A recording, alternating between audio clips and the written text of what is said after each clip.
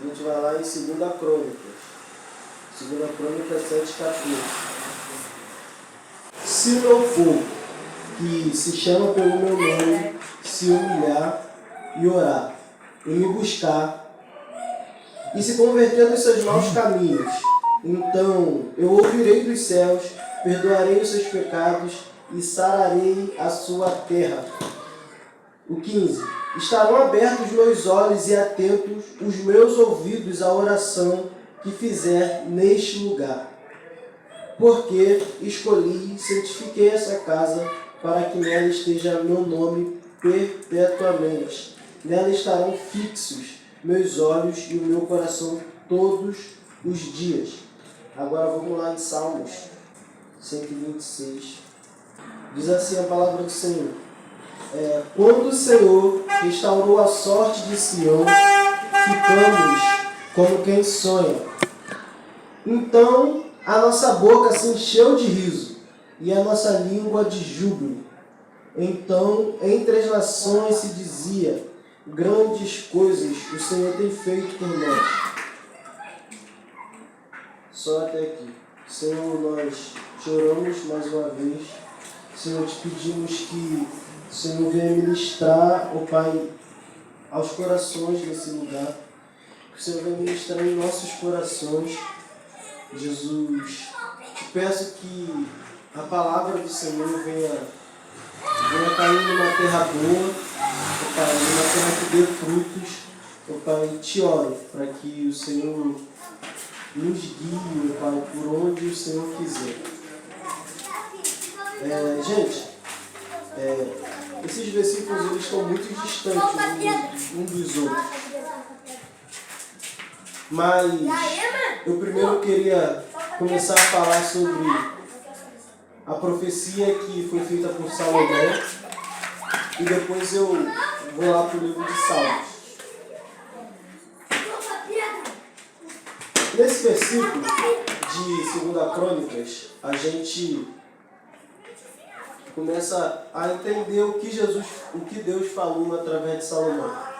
Antes dele falar, se meu povo se chama pelo meu nome, ele fala o seguinte: cara, se vocês me abandonarem um dia, se vocês por um acaso se desviarem do meu caminho, vai cair um montão de desgraça para vocês. Eu vou cerrar o céu, não vai mais chover, vocês vão ter dificuldade para colher.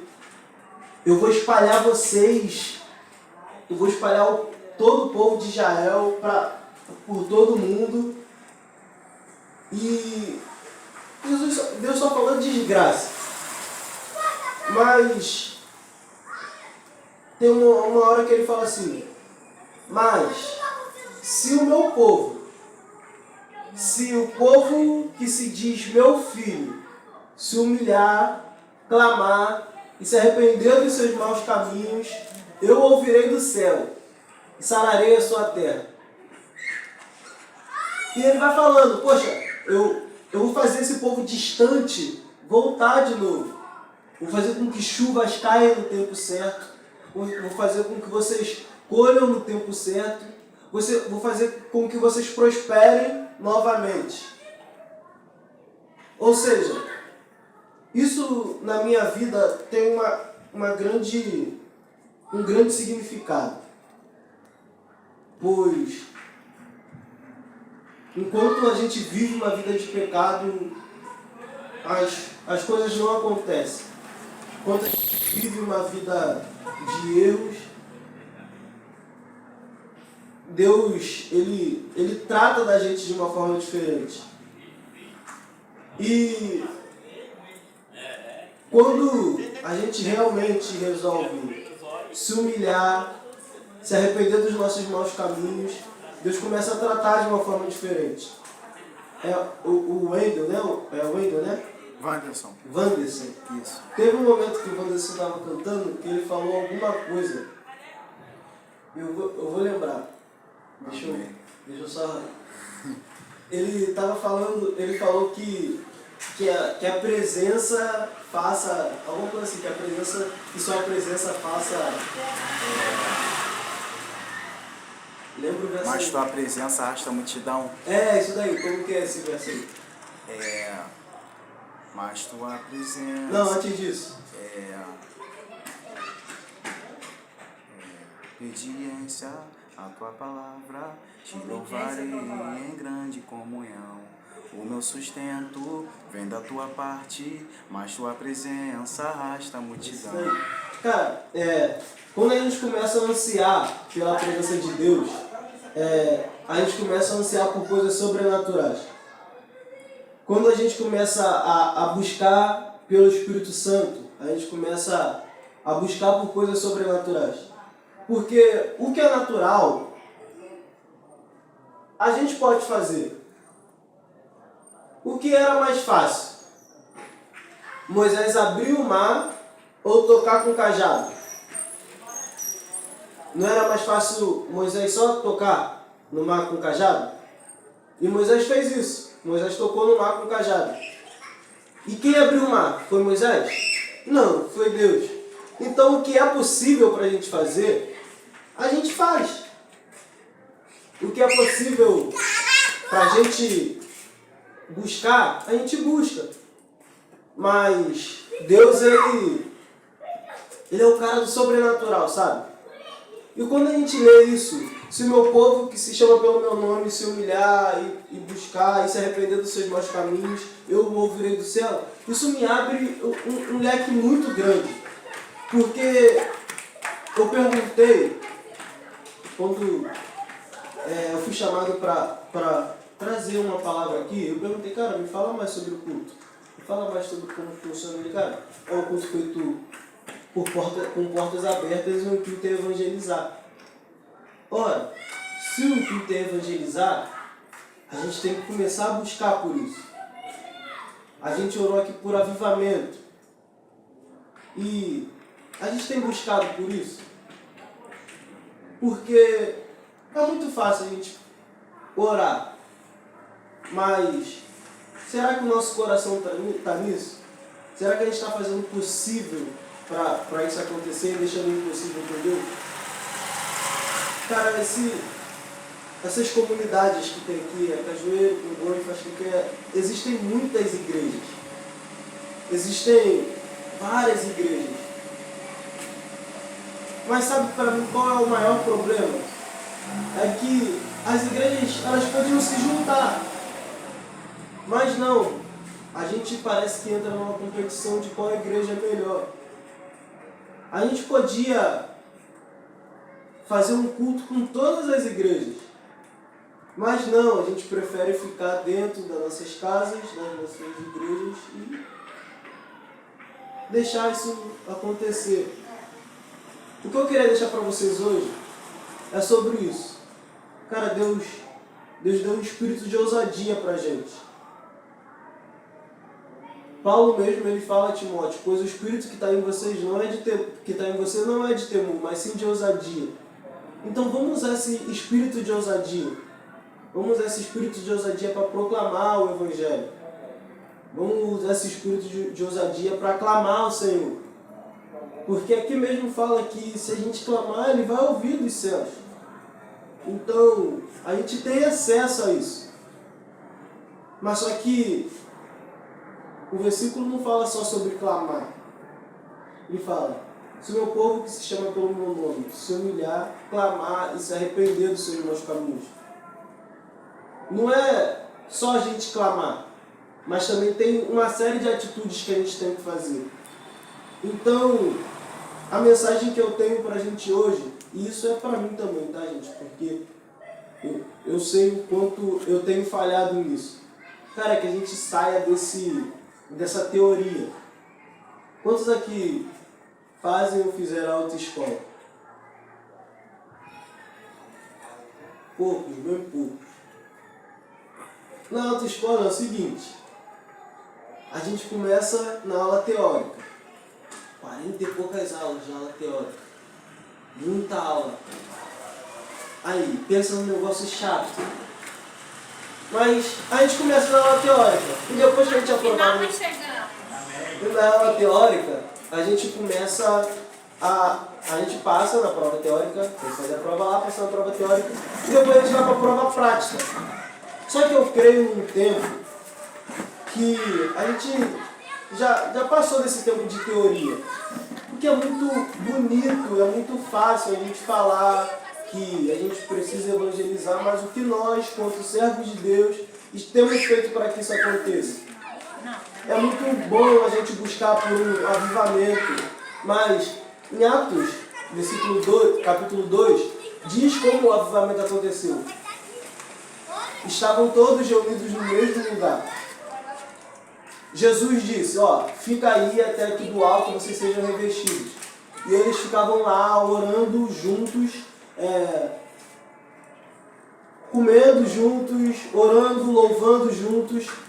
Eles fizeram alguma coisa, eles não ficaram parados. Eu imagino que todos os dias que eles acordavam, eles falavam, será que é hoje que Deus vai mandar o Espírito Santo? E no dia seguinte, poxa, será que é hoje? Mais enquanto isso, vamos perseguir, vamos continuar, vamos prosseguir. E cara, a gente, ainda mais vocês que são mais jovens, cara, tá com a gente. Esse povo aí, pastor, eles trabalharam pra caramba. É como se eles chegassem numa estrada cheia de terra e colocassem asfalto. E hoje a gente pode caminhar por cima do asfalto, a gente chega com mais facilidade, porque eles fizeram algumas coisas lá atrás. Eles asfaltaram o caminho pra gente. E a gente precisa fazer alguma coisa em cima disso. E tá na hora da gente mudar a nossa percepção de evangelho. Cara, Jesus nunca falou sobre se infiltrar dentro da igreja e ficar lá e nunca mais sair. Muito pelo contrário. Jesus era o cara que andava pra caramba. Ele falou, ide, portanto, pregar o evangelho a toda criatura. Ele fez uma aula teórica e depois ele fez uma aula prática. Mandou os discípulos de 2 em 2 para um montão de lugar para pregar o evangelho. E cara, e a gente tem feito o quê? Só cantar dentro da igreja, só pregar dentro da igreja é muito fácil. E eu falo isso pra mim, sabe, porque eu gosto muito disso, desse negócio de evangelismo e tal, mas eu ainda tenho feito muito pouco um desejo que está no meu coração. Ainda correspondo muito pouco ao que Deus me deu, ao que Deus colocou no meu coração. Ele me deu essa expectativa e eu não chego nem na metade disso. Mas, cara, a gente precisa fazer alguma coisa para mudar isso. Pô, imagina o Wanderson no meio de uma roda cheia de cara não crentes falando, galera, aí, escuta essa música aqui que eu fiz. Aí, braba, escuta aí. Quantas pessoas aceitariam Jesus por conta disso? Imagina. Através do louvor. Imagina. Caraca, eu gostei muito de vocês dois cantando. Por mais que vocês não se entendessem muito, eu vou falar. Cara, isso é uma coisa boa da presbiteriana. Vocês são da presbiteriana, vocês dois? Isso é uma coisa boa. Sabe por quê? A presbiteriana ela forma muitas pessoas que louvam e que tocam. E com muita facilidade. Na maioria das igrejas, a gente tem um problema. Uma pessoa aprende a tocar, ela tem que passar por um montão de teste. Depois ela passar por um montão de teste, ela tem que ver se pode. Não, na presbiteriana é bem mais fácil. Tu aprendeu a fazer o dó, ré e mi, tu já toca um montão de música. Tudo no mesmo tom. Mas aprendeu a ler cifra, então já era, filho. É mentira? Não, mas, cara, isso, de uma certa forma, é bom. É bom a gente estudar e se aperfeiçoar no nosso instrumento. Mas, cara, o que a presbiteriana faz de músicos é muito bom. É uma coisa muito boa. E, cara, imagina vocês numa praça pública louvando e através do louvor de vocês, vidas serem transformadas. É sobre isso, gente. O Evangelho é sobre isso. usar os nossos dons que Deus nos deu, a preparação que a igreja presbiteriana nos deu, que é de aprender o dó, o ré, o mi, e usar isso na rua. Aquele rapazinho ali, que tem vergonha de tudo, ele me impressiona muito, sabe? Ele não é da presbiteriana, talvez se ele fosse da presbiteriana, ele já teria feito muito mais coisa. Mas para quem não sabe, como o Wanderson, ele também é um menino que escreve muitos louvores. E são louvores muito bons. Quando a irmã perguntou se ele queria uma oportunidade, eu falei, cara, canta aquele teu. Eu sei dois dos louvores dele de cabeça. E se deixar eu canto e sei cantar. Mas, cara, a gente tem que usar isso. Deus deu pra gente, a gente vai ficar com isso pra nós. A gente tem que ter força pra parar ali na rua e abordar as pessoas. Poxa, tava o irmão ali sozinho dando panfleto. Só ele ali, passava um e dava panfleto. Poxa, a ideia é a gente fazer isso também. Que é o que Jesus deu pra gente. Cara, eu acredito que se o povo de Deus, que se chama pelo nome dele, se humilhar e se arrepender dos maus caminhos e clamar, ele ouvirá do céu. Então, eu creio que nada é impossível para aqueles que são filhos de Deus. Eu creio numa geração que pode mudar a realidade desse bairro. Tem um versículo em Salmos que diz assim: uma coisa eu pedirei e a buscarei, que eu habite nesse lugar todos os dias da minha vida. Tem um amigo meu que ele me falou um dia sobre esse texto e ele me trouxe uma reflexão. Ele falou, cara, engraçado que Davi não fala só uma coisa eu pedirei e esperarei. Ele fala, uma coisa eu vou pedir e vou buscar. Ou seja, a gente, como os servos de Deus, a gente tem que fazer isso, sabe? Pedir a Deus, Deus, eu quero ousadia para falar do teu amor. Mas, ó Deus, estou indo lá, me ajuda. Eu não vou ficar aqui parado. Deus, eu quero ousadia para parar no meio de uma roda e apresentar a minha música. A música que o Senhor me deu. Mas eu vou lá, eu vou em busca disso. Cara, eu tenho certeza que Deus deu um sonho, um projeto para cada um que está aqui. E talvez isso seja o que Deus quer de você. Talvez isso seja o seu chamado e você nem sabe. Poxa, eu tenho muita vontade de cuidar de alguém. Eu tenho muita vontade de cuidar de uma pessoa. Talvez esse seja o seu chamado e você nem sabe. Talvez o seu chamado seja para cuidar das pessoas que chegam. Poxa, eu tenho muita vontade de cantar, mas eu tenho vergonha. Cara, talvez esse seja o seu chamado e você nem sabe. Poxa, imagina, você chega lá no céu e fala, Deus, olha, eu ganhei 100 almas para ti, eu fiz isso, fiz aquilo. E Deus chega e fala, cara, mas esse não era o plano que eu tinha para você. Se você seguisse o meu plano, você ia ganhar muito mais que 100 almas. Eu acredito que Deus tem um plano para cada um. Eu acredito que a gente pode buscar por isso. Eu acredito que a gente pode correr atrás disso.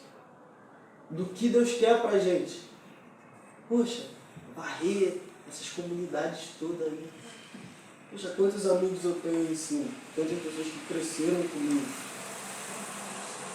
Quantos tenho familiares envolvidos. Cara, mas depende da gente. Quando eu falo a gente, eu volto a falar, cara, eu me incluo. Porque eu faço muito pouco pelo que Deus colocou no meu coração. Eu atendo quase nada da expectativa que o Senhor colocou no meu coração. E agora, para eu terminar, em Salmos, como a gente leu, está escrito que quando o Senhor fez o povo de Sião sair do cativeiro, eles ficaram como quem sonha. Quando o Senhor restaurou, Quando o Senhor restaurou a sorte de Sião, ficamos como quem sonha.